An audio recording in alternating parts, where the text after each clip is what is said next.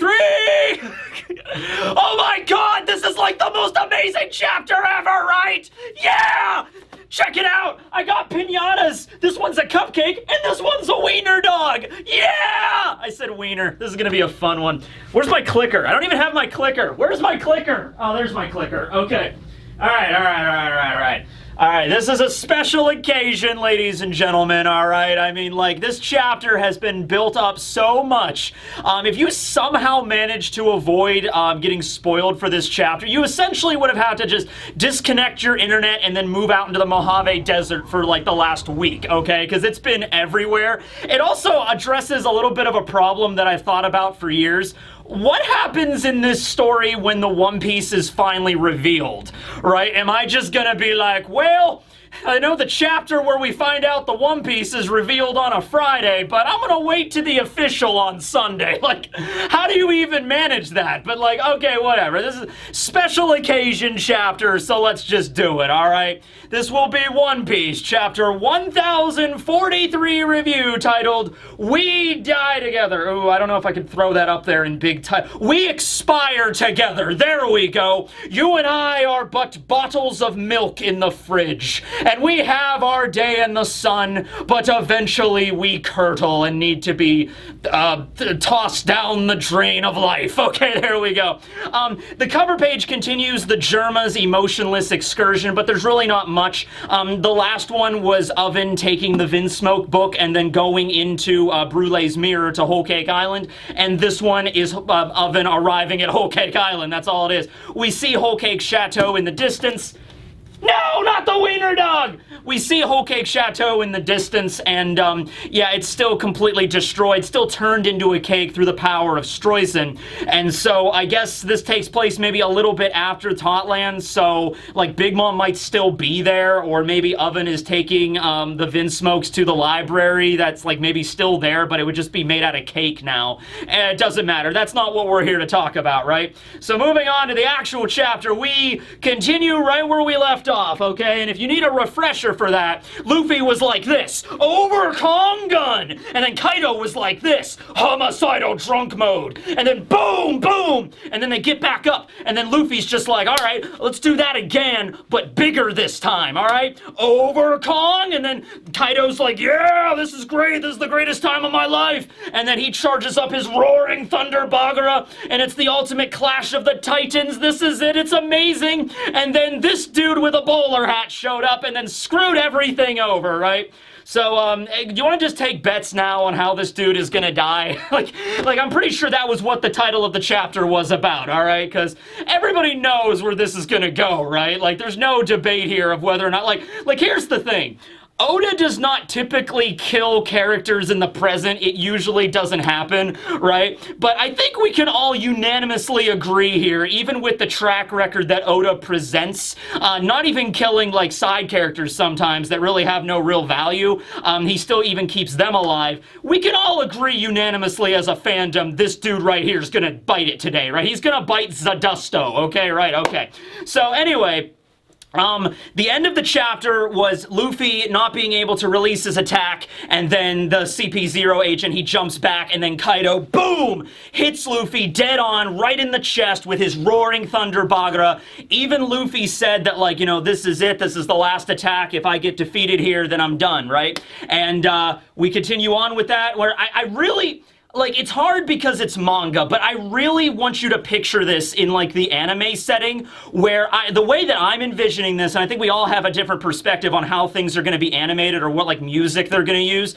I really want this to be like the scene in Hunter x Hunter when Knuckle was fighting Yuppie, and there's the scene where, like, Knuckle's going to punch Yuppie, and he's like, I'm gonna do it! And then, like, everything slows down, everything goes into slow motion, and then you just hear this really creepy, like, choir music in the background, like, oh, and then Knuckles like, oh, I'm dead. You know, I want it to kind of be something like that where, like, it's super intense, like, battle music playing, like Kaido's theme is playing full throttle, and then Luffy's going to punch him, and then Kaido's going to hit him, and then as soon as that Cypher Pull Zero agent dude interrupts everything, everything goes quiet. Like, it's like super intense battle music, just like, yeah! and then quiet, and then it's just Kaido bringing down the Kanabo in slow motion with the expression on his face being like, yeah, no, and then boom, and then just like everything's really slow motion, like, oh, and then Luffy's just, no, and then the Cypher Pole Zero agent's like backing up, and then just like everything kind of resumes, all right? But it's a very somber moment, that something we really haven't seen a lot in One Piece. I mean, we've seen Luffy lose battles before in One Piece, but never really to this extent in this way. Like, you know, Flampe interrupted their fight, you know, Katakuri and Luffy's fight back at Totland, but they were able to kind of like continue the fight afterwards, okay? This was like at the most crucial moment. Like, imagine the Luffy Katakuri fight, but then like right as Luffy was about to use his King Cobra, and then Katakuri was using his Buzzcut Mochi, that final clash, Flampe gets back up and then interrupts the battle again. Like, that's the level here, okay? So, yeah, Kaido's attack, it goes through, though. It goes through, it hits Luffy, boom, it completely, just like a giant explosion on the roof of Onigashima. Luffy hits the ground, blood, it just erupts from his mouth, as well as a crap ton of air just escapes him, and Gear 4th is now deactivated. And so you see the Cypher Pole Zero agent still there as he's backing up, and he just has a very somber look on his face as well, because he knows what's coming. He's not an idiot, all right? He knows what's going on. We even see the other Cypher Pole Zero member, the one that has not had any moment in battle so far in this arc. Actually, the one that Orochi shot in the face and he just kind of recovered. That dude that's still in the reception hall. He just kind of walks over to the balcony of the reception hall and just kind of glances up at the roof after that big explosion was heard. And it's like he knows that, like, yeah, Bowler Hat Sama is dead, you know? You know what, honestly, like, we haven't really gotten any development with the Cypher Pole Zero, the three of them that are in Wano, but I honestly like to think, because they're not like pacifistas, they're not like brainless robots or like puppets from the world government, right? They are humans, at least we assume they're humans. They have like their own agency, right? They have their own thoughts and feelings about things. They just have a very high status in the government, right? I like to feel like the bowler hat dude, and then this dude, who honestly might be a Long Arm tribe member, now that I'm thinking, and now I'm looking at him. He has like really lanky limbs. He might be a member of the Long Arm tribe. And then Maha, the dude that had the tribal mask. It might be a thing, like they might all have been comrades in Cypher Pole Zero. Like they might have started in the agency together. They might be like the Luffy, Ace, and Sabo of Cypher Pole Zero for all we know. Like they might have been brothers. They might have been like joined together and they fought together. You know, maybe because they're the masked members, I threw out the idea they might have been experimented on to increase their strength and defense and everything like that. Maybe they were all experimented on together, so they're all kind of like one close unit or something like that. And so, you know, Maha went down, and the bowler hat dude was kind of upset by that. And then this guy is looking up at the roof, and he knows what that means. It's just like, you know, the bowler hat guy's dead. And I wish I had a better name to call him. You know what? His name's Fred, okay? The bowler hat dude is forever named Fred, okay? So like, Fred Sama. You and I, we joined the government together. I'll miss you. And he doesn't say anything. He just kind of looks up at the roof and just kind of knows what's happening. So we now cut back. Luffy is deflating, and it's just, it sort of takes a little bit of the tension out of it, because there's this really tense moment where Kaido hits him with the Thunder Bagara, and then blood and everything, and it's like really like intense. And then all of a sudden Luffy just deflates like a party balloon, just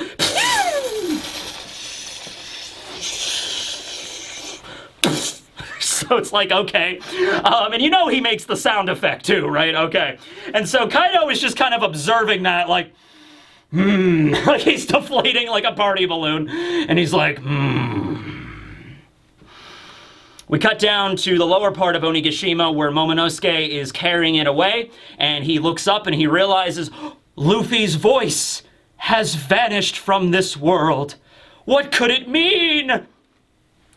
Luffy hits the ground in front of Kaido.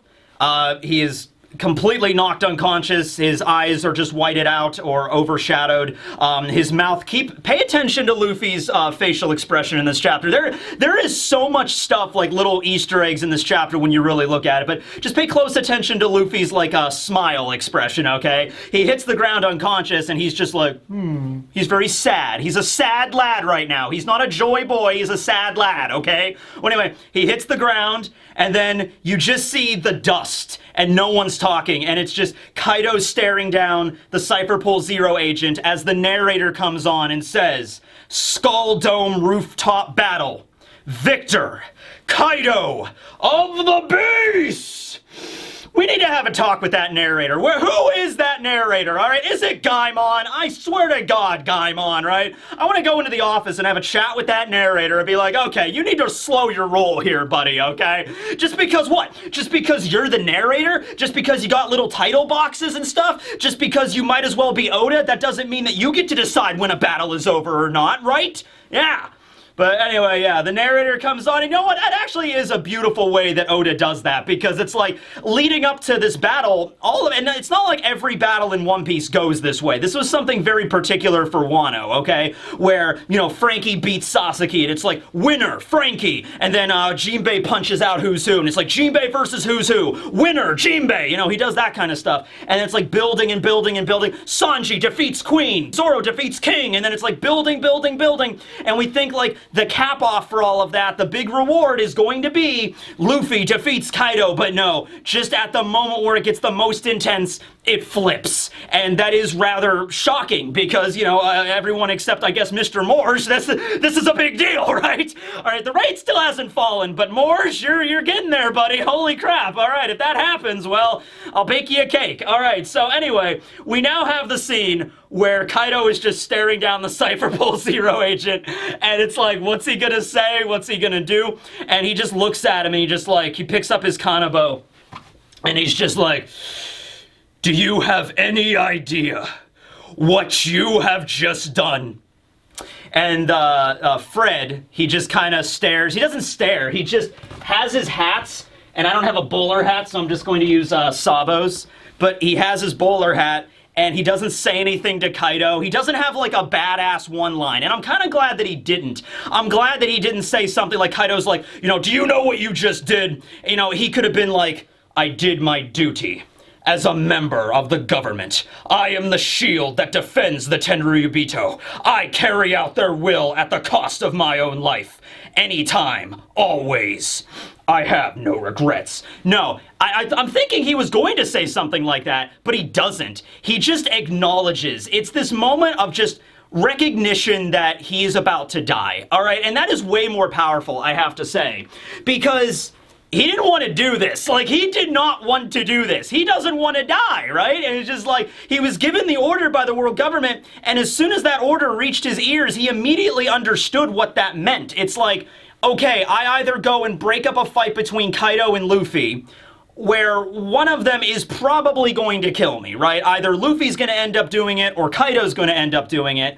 Or I could ignore my order and the government would kill me because he's a member of Aegis Zero. They do not take failure at all. Look what happened with Who's Who, and Who's Who wasn't even a member of CP0. He was CP9, right? So I think this dude, after he had that little rant moment and then he got stabbed by Drake and he was just like, I envy you, Drake. You know, he had a moment where he's like, this is it. This is like literally he's coming to terms with his own mortality. Like, I am about to do something that no matter how you dice it is going to result in my death. Whether I do it or don't do it, or I try to do it and I fail halfway, I'm dying no matter what.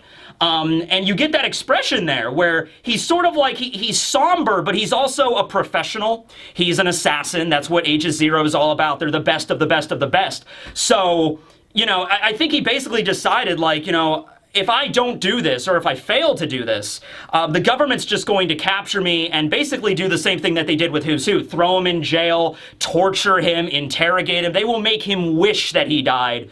Versus this, where he's like, if I go and interrupt this fight between Luffy and Kaido, my death will probably be swift. Basically. So he basically decides between tortured in the government, you know, prisons or whatever, or just a swift death at the hands of Luffy or Kaido. Or both, you know. And so he just decides, he makes his decision, and he has regrets, but he's not going to be like, he's not going to go on and on about it, you know, he's just like, yep, do what you gotta do, you know, and then so Kaido is just like, yep, I sure am, and so Kaido just, he just walks, he just stomps over to the Cypher Pole Zero agent, super quiet, and then just...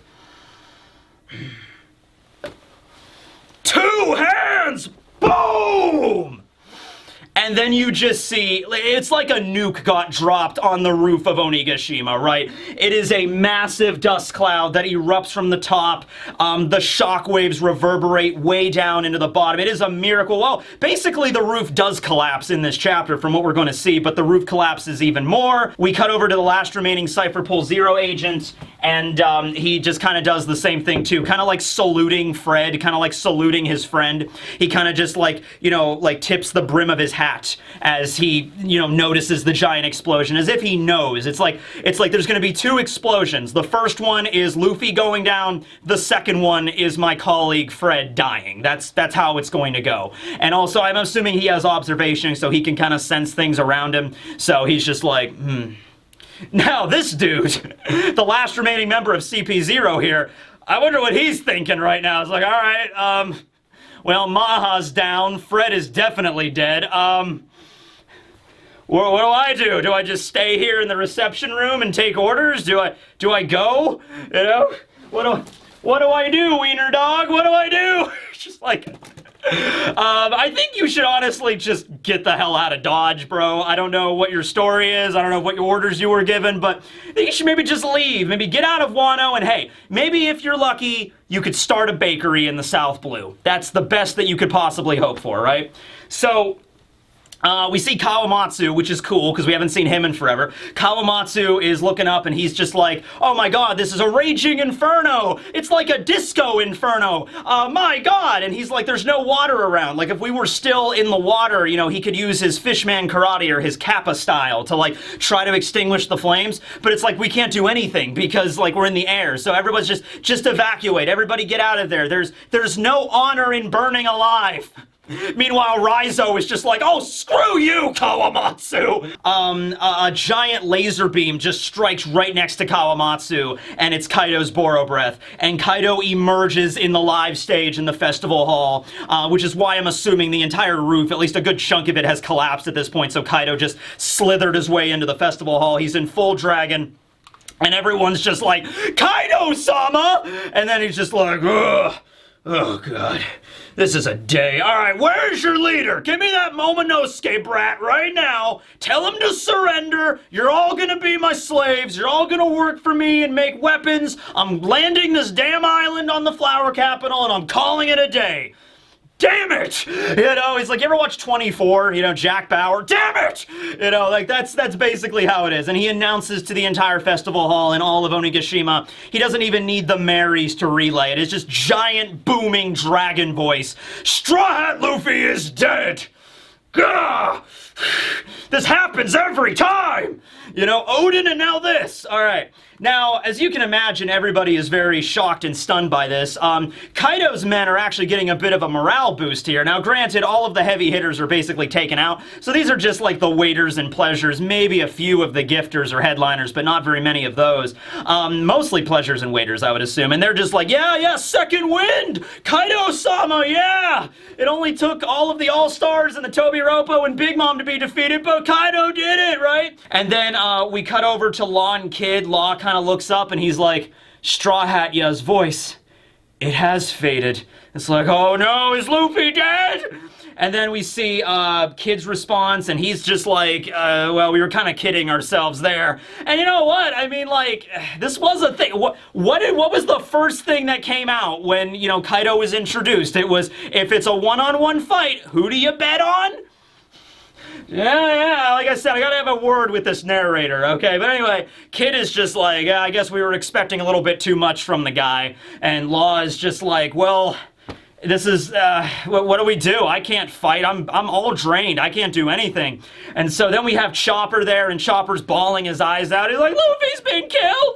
No! And then Tama's crying, and then Nami steps up. Nami steps up straight to Kaido's face, where she walks up right to him, and just like, Luffy couldn't have lost! You're a liar! And Kaido's just like, oh my god. Boom! Just like, now I gotta deal with this lady. Boom! And just Boro Breath right at Nami. Marco shows up, uses like a fire wing shield thing. It's really cool. And he blocks Kaido's Boro Breath.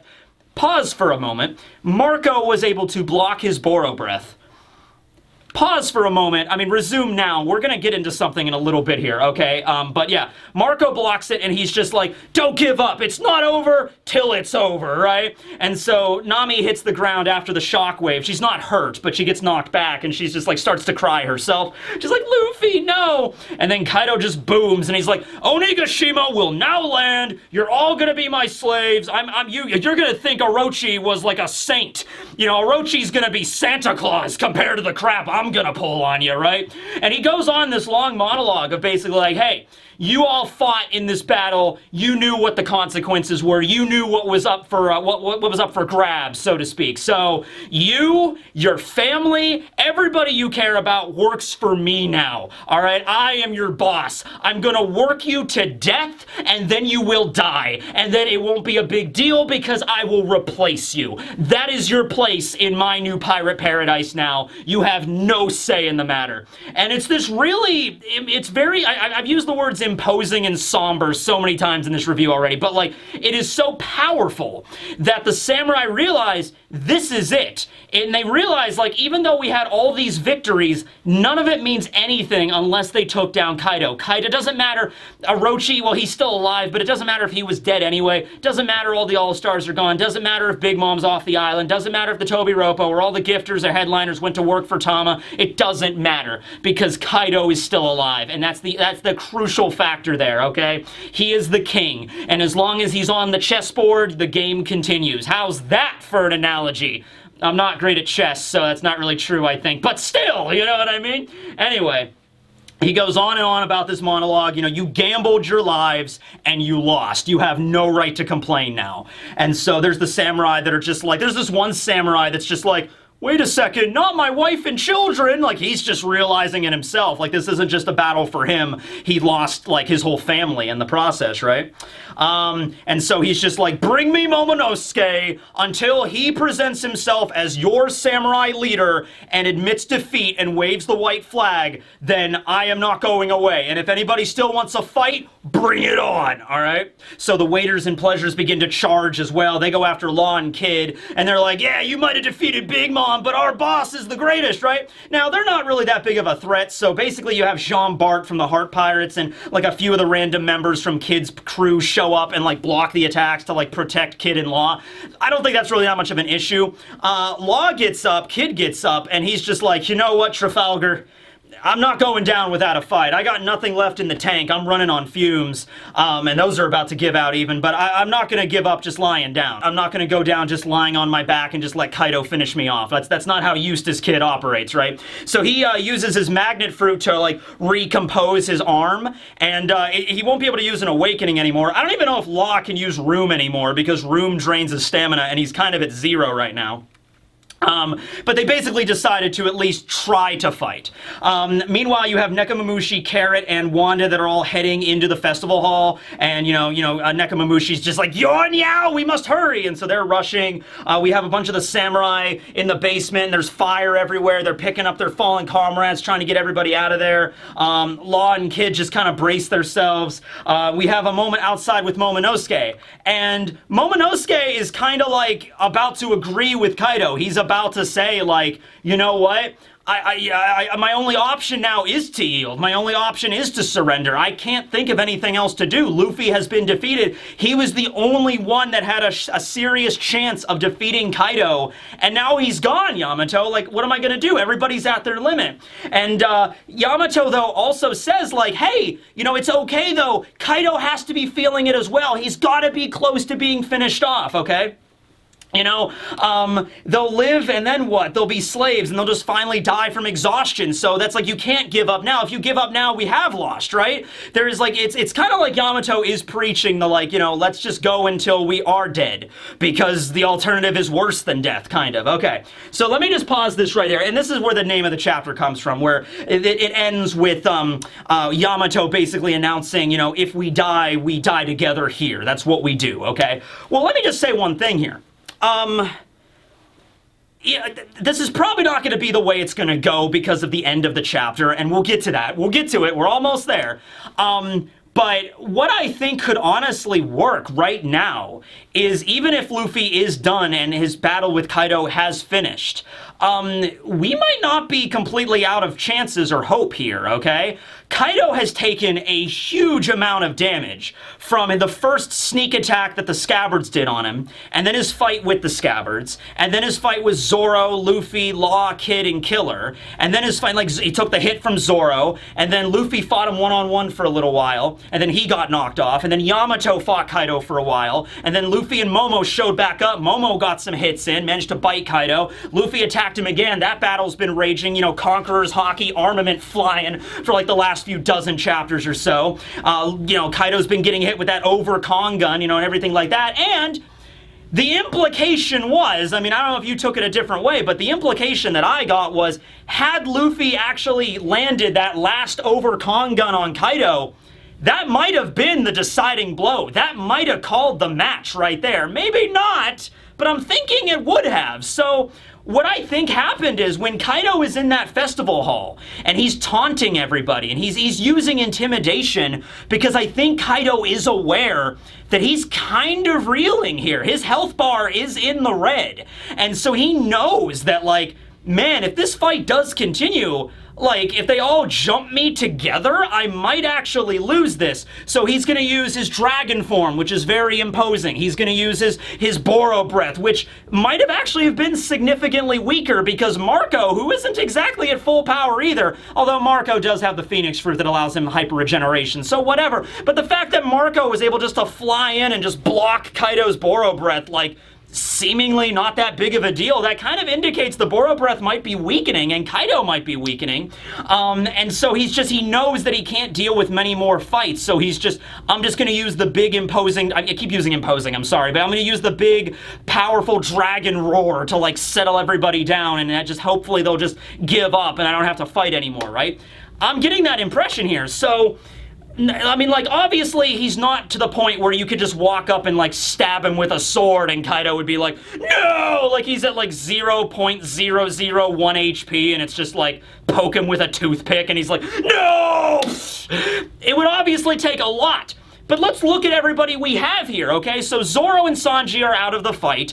You still got Nami and Usopp. Usopp really hasn't even had a major fight. I mean, he fought with Page One and some of the Beast Pirates and whatever, but he didn't defeat Page One. He didn't have a long, drawn-out fight with him. You know, well, I guess at the beginning he kind of did. But Usopp's still active, right? You have Nami. Nami's power is all in the Climate Act, and with Zeus, her physical state really doesn't mean anything. She can still summon a giant lightning cloud to shock Kaido with Zeus. Usopp could just take out his slingshot and just start firing every last piece of ammunition he's got. He's not even looking. He's just glancing into his bag and just throwing everything at Kaido, like Skull Bomb Grass, Impact Wolf, the Bamboo Cutter, Bodhi Banana. Like, imagining a scene where everybody's just charging at Kaido, launching all of their attacks at him, and then all of a sudden, like, a banana just hits Kaido in the face. You know, he's being attacked from all directions, and then just like, boom, boom, boom, banana.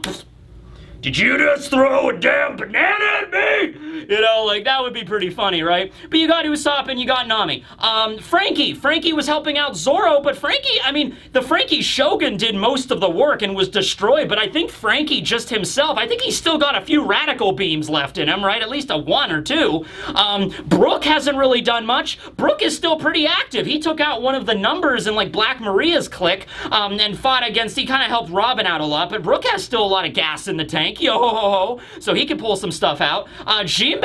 Jinbei still, you know, he fought Who's Who. It didn't look like he was really wiped out from fighting Who's Who, so Jinbei could show up and fight Kaido. Marco's still there. Yamato's still there. Momonosuke could show up and bite him. That would actually be really cool if, like, Momonosuke got the finishing blow. Like, everybody was... Kid and Law don't have much. They might not even be able to really use... Well, they're definitely not going to be able to use their Awakening. Law might not even be able to use his Op Fruit anymore, but, like, if they could just summon just a little bit of hockey just to, like, stab Kaido, and Kid might not even be able to make his giant mechanical arm. He just has, like, his regular mechanical arm, and Kid is just like, ugh.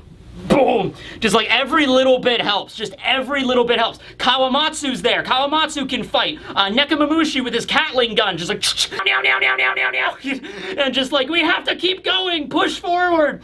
Karen and Wanda, they're not in their Sulongs anymore, but Karen and Wanda are there. They can deal some damage. You know, Karen's got the Electro claws. Wanda has the claws too, and the sword and the Electro.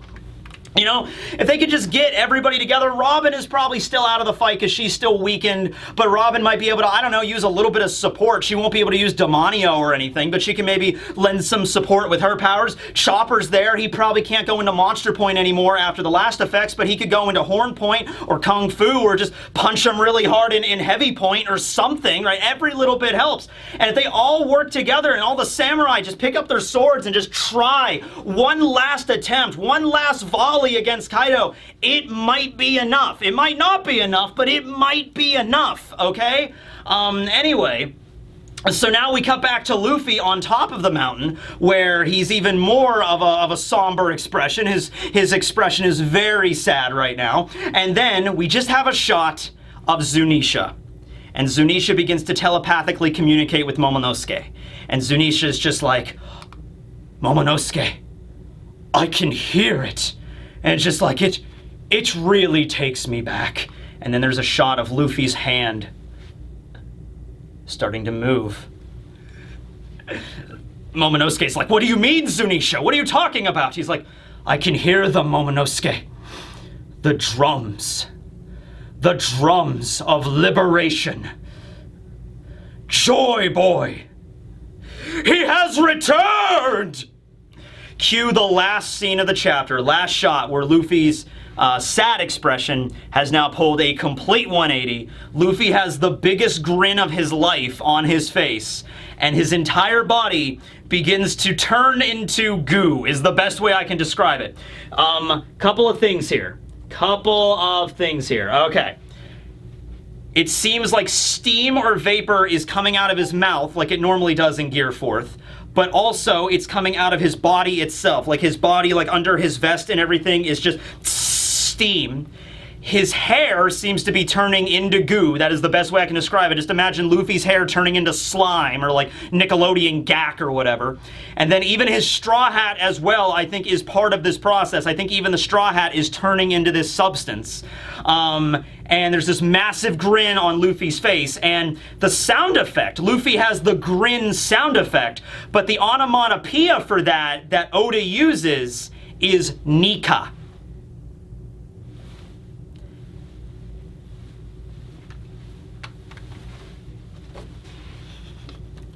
Smile, everybody. Smile. Joy Boy has made his appearance. Holy crap. All right. I think there was also a sound effect in there. See, that's the thing. Like, I was looking at so much stuff on Twitter, and people were like posting, like, did you notice this? Did you notice this? Did you notice this? I think O'Hara was the one. Yeah, it was O'Hara that even posted, like, there was a sound effect of Dokun, which is the sound effect for a heartbeat, okay? And that was in there, too. So Luffy's just, like, beginning to move his hand, and then just boom, heartbeat. And then... Now, what does this mean? Oh, by the way, break next week, so... Da-da-da-da-da-da. It's just... But what does this mean? What does this mean for Luffy? Does this mean, like, Joy Boy has, like, possessed him? And now Luffy's gonna awaken, but it's not really Luffy? So, like, when the narrator came on and said, like, you know, the winner is not Kaido, but it's Luffy... I mean, the winner is Kaido, not Luffy. Does that mean, like, the winner will now be Joy Boy? Is it, like, a reincarnation thing? Is it a thing where Luffy's gonna have, like, an extra-dimensional space talk with Joy Boy in his inner mind world? And it's just like, Luffy, you will rise. And then he gets back up. Is it gonna be a thing where Luffy is just gonna get up and it's not gonna be a situation where he's Luffy? He's just like, he is Joy Boy and he's, like, speaking through Luffy's body. You know, kind of like... Have you ever watched Sekirei? Kind of like Musabi, kind of like that, where she has, like, the other personality. I don't know why that's the first anime I jumped to, but, you know, whatever. Anyway, kind of like that, right? Okay?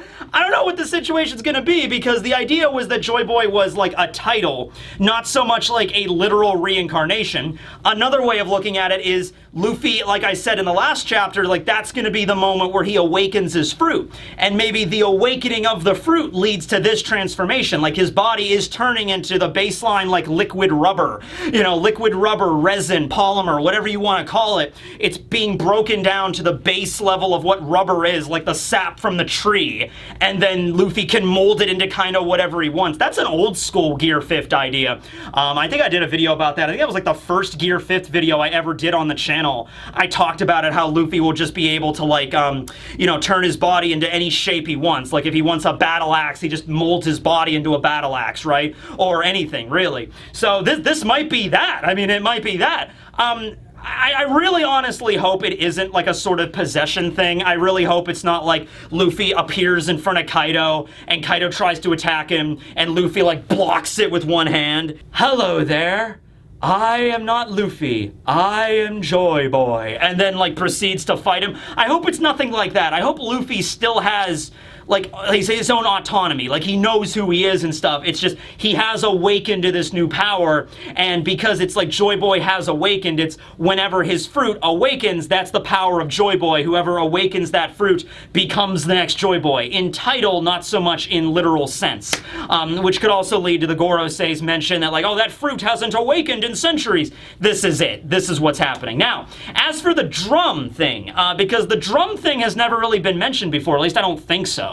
Like, oh, we have Drum Island. Way to go, Oda. You foreshadowed things again. But no. So Joy Boy is an actual mythological figure in African lore. There is a figure named Joy Boy who is a boy that plays a drum and like makes people dance and be happy and be merry. And so that might actually be where this, you know, the drum beat kind of comes from, right? That might be the situation there, like the drums of freedom or the drums of liberation, as Momonosuke, as Zunisha explains to Momonosuke, right? So very interesting. Also, other thing I just wanted to bring up here, well, I guess not because Law was there and we didn't see anything with him. I was curious if like Luffy Awakening or Joy Boy Awakening would lead to other changes in the bearers of the Will of D. You know, so like this isn't just happening to Luffy. There's also something awakening within Law and Dragon and Garp and all of it, and Blackbeard as well. And it's all happening at the same time. Maybe it might not be, well, maybe we haven't seen it yet. It's like Luffy, we see the scene with Luffy Awakening. Maybe next chapter we'll get something with Law. Like Law is like, I feel weird. Something's happening. You know, like maybe something like that. I also like that idea, the idea that like everybody together in the Will of D is the Joy Boy's reincarnation, not just one person. You know, I don't like the idea of Luffy just because I hate the prophecy child trope. I hate that. I didn't like it when it was used in Naruto. I'm just not a fan. I'm not a fan of like, you are the prophecy chosen one, so therefore you are the one that is destined to liberate the world. Like, I would much rather like it if it was like all of the members of Will of D play a role there, and this is Luffy's role, but Law also has one, and like Garp and Dragon have their roles to play, and it's like a group effort kind of thing. It's still sort of a chosen, it's instead of a chosen one, it's a chosen group. But whatever, I'll take it. It's different enough, I suppose. But yeah, this was a wild chapter. This is why I'm talking about it today, before the official comes out. You know, also, I'm just more busy on Friday. I mean, on Sunday, so this works out for me on Friday anyway. But yeah, this is a thing where when we get serious chapters like this, when we start learning more and more about lore and Void Century and the Will of D, like, I don't know if I'm going to be able to wait until the official to talk about this, because this stuff has been... The spoilers for this leaked on Monday, I think, and I read them on Monday. And so I just, like, ever since then, they've been all over the place. So yeah, you really had to completely, like, unplug yourself from the internet to, like, avoid these. But yeah, I'm not going to put anything on the thumbnail or anything spoilers. I might just put a picture of Luffy in the thumbnail, just like, here's Luffy, 1043, there you go. Nothing special. Oh my god, but it was wild, man. So yeah, I honestly really like the idea of everybody else coming together to defeat Kaido. You know, and then Luffy just shows up and just boom, punches Kaido out. Like, you know, I am Joy Boy, I have returned. I would much rather prefer the other option, but we'll see. A lot more stuff to talk about. Probably a lot of other stuff I missed in this chapter, but we'll do that in some follow-up videos. Thanks for watching, everybody. There's only one thing left to do, and that's to use this Kanabo to hit this cupcake pinata. Roaring Thunder, Bagheera! Ah!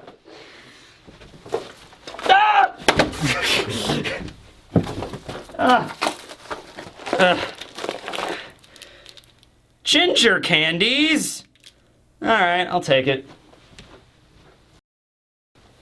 Wanna know something really cool? I didn't even tape this or anything or tack it to the board, it just sticks. Magic!